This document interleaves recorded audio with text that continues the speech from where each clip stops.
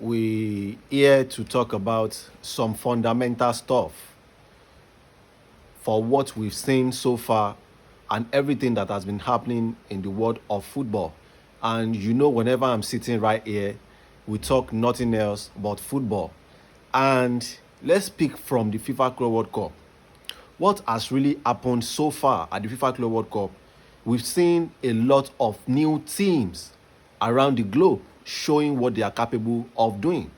Majorly the Brazilian team, the North American team, the European team, the Middle East, and the African teams. We've seen everything, and we can judge if we want to really, really check it now. We can easily judge that some teams, if they should be, had it been they are playing in some other leagues, they would have been a champion in another league. The only team that I see in this tournament that was eliminated already, and that was Auckland FC. And I can't call them a team, a football team, because we had that majority of them, they are just a part-time workers in their country. But after that, we've seen a lot of a lot of football clubs that perform really, really high in this competition. Let's take, for example, do you think if Palmeiras FC should have been playing in Portugal, or they are playing in MLS, or even playing in Africa, do you think they wouldn't have been the champion in those regions?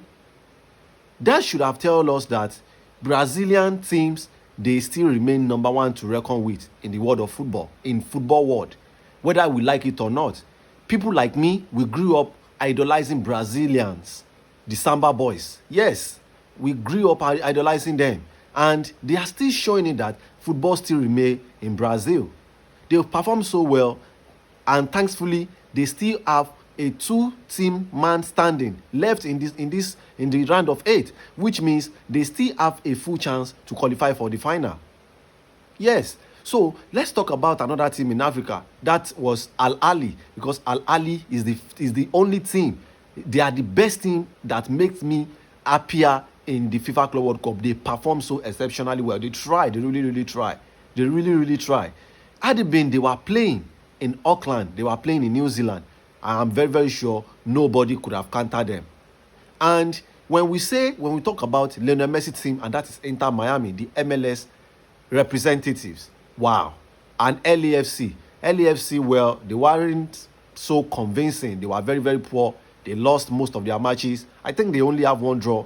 But talking about Inter Miami, if Inter Miami were to be playing in Africa, or Inter Miami were to be playing in Brazil, or Inter Miami if they were to be playing majorly, if they were to be playing in the Portuguese league, I'm very, very sure something would have been different. Maybe my goats right now would have been celebrating another major league, another European trophy.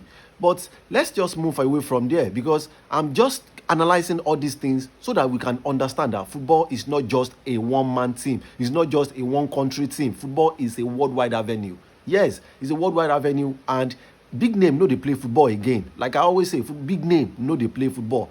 All these teams that has shown what they are capable of doing at the FIFA Club World Cup, they've been they've been so good and great.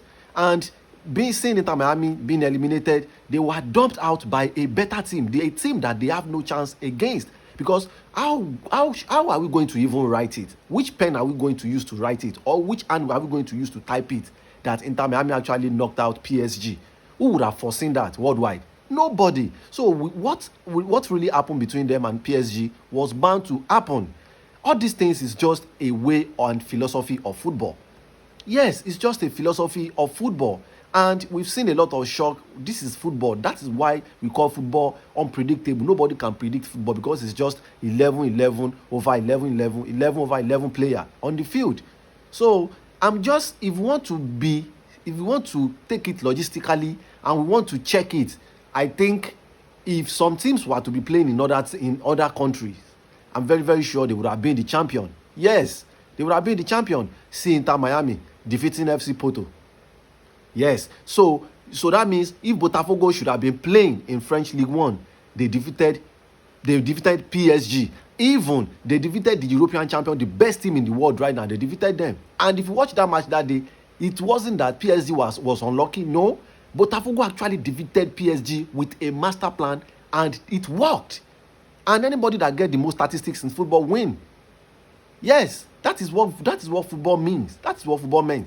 But let's just talk about what we've seen and what we've noticed in what happened so far in this FIFA Club World Cup.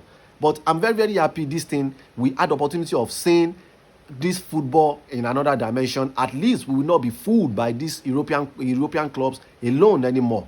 Even though Arsenal, they did not participate in the tournament. FC Barcelona, no. Liverpool FC, no. And those three teams, they were powerhouse in European football. Had it been they were participating, I'm very, very sure one of them or two of them will still be in that tournament till now.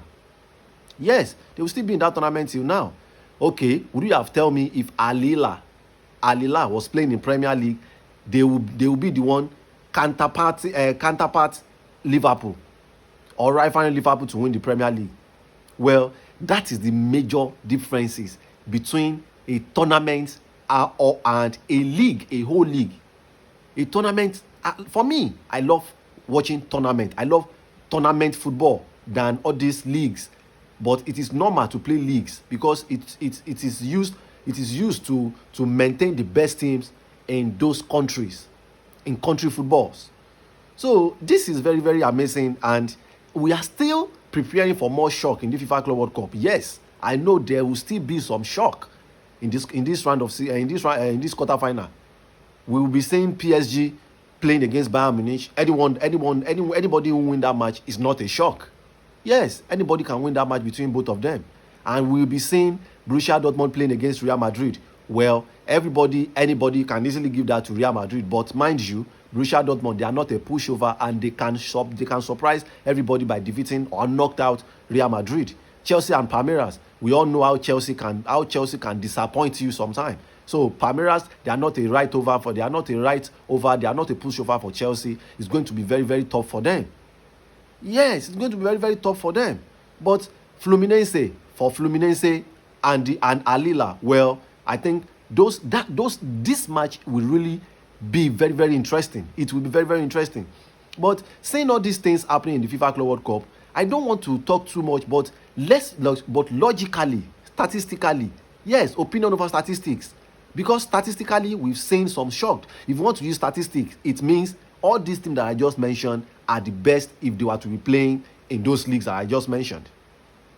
But let's just see what is going to happen in the quarterfinal, who progress to the semi-final, or who actually walk away with this inaugural FIFA Club World Cup. Yes, I will still come back very, very soon to talk about some latest transfer news. There is a lot of transfer news. I can say there is a lot of transfer news flying all around the world right now, and it is getting hot. It is getting more and more interested, and let's see what is going to happen. I'll be right back.